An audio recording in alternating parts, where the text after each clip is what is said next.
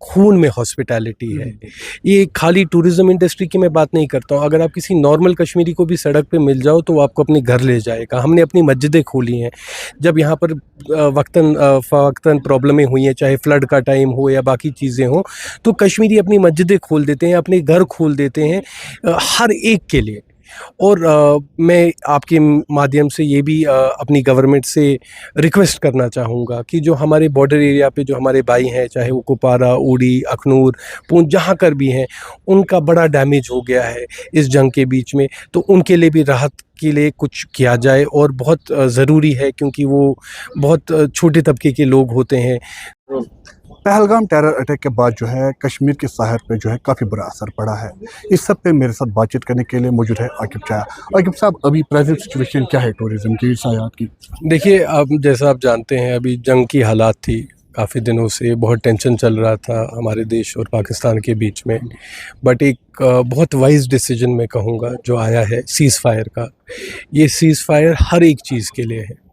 तो जहाँ तक टूरिज़्म का सवाल है, टूरिज़्म भी वापस चलेगा इंशाल्लाह, जैसे पहले चलता था। अब कि जब ये सीज़ फायर हुआ, सो कोई मेजर डिसीजंस लिए होंगे दोनों कंट्रीज़ ने, तो यहाँ पर जो ये हालात ख़राब थे या बीच में जो इंसिडेंट हुआ, जो अनफॉर्चुनेट इंसिडेंट हुआ, जिसके लिए हर एक कश्मीरी टूरिज़्म से वाबस्ता नहीं बल्कि बाकी ट्रेडर्स हो गए, इंडस्ट्रियलिस्ट हो गए, स्कूल चिल्ड्रन हो गए, हर कोई कश्मीरी सड़क पे निकला और उसने बोला कि हमारे नाम पे नहीं, नॉट इन माई नेम।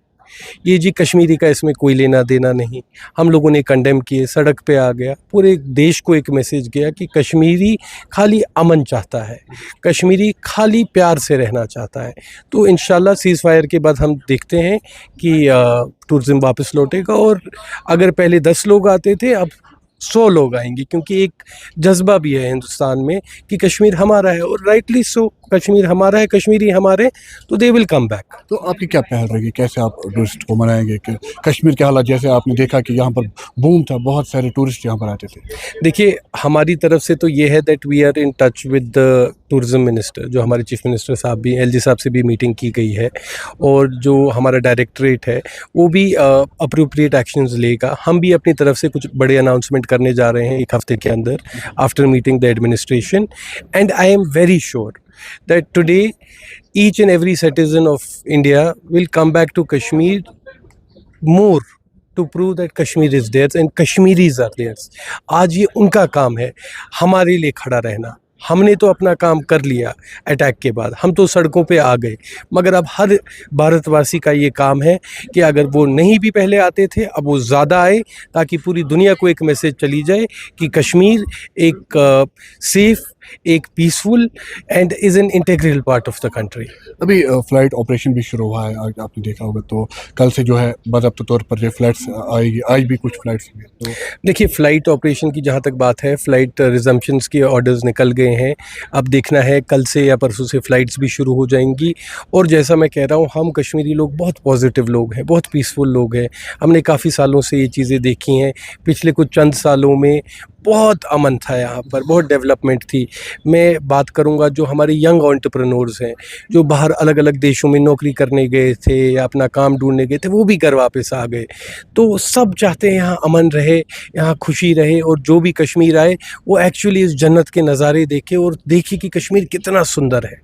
अभी कुछ साया हमने देखे यहाँ पर है, तो कितने सारे साया हो गए, कितने परसेंट अभी है कश्मीर? देखिए, परसेंटेज के हिसाब से तो मैं बता नहीं सकता। जब तक कि वॉर लाइक सिचुएशन नहीं हुई थी, तब तक 30,000 सैयाह हमारे पास थे।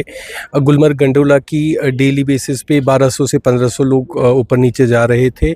बट वॉर के बाद ऑब्वियसली, क्योंकि एक सिचुएशन ऐसी बन गई थी कि सब चले गए। बट अब की सीज़ फायर हो गया है, जो I would say is a very wise decision from the prime minister of the country, और अब वापस आना शुरू हो जाएगा। तो एडवाइजरी भी निकली थी कुछ कि यहाँ पर साया ना आए?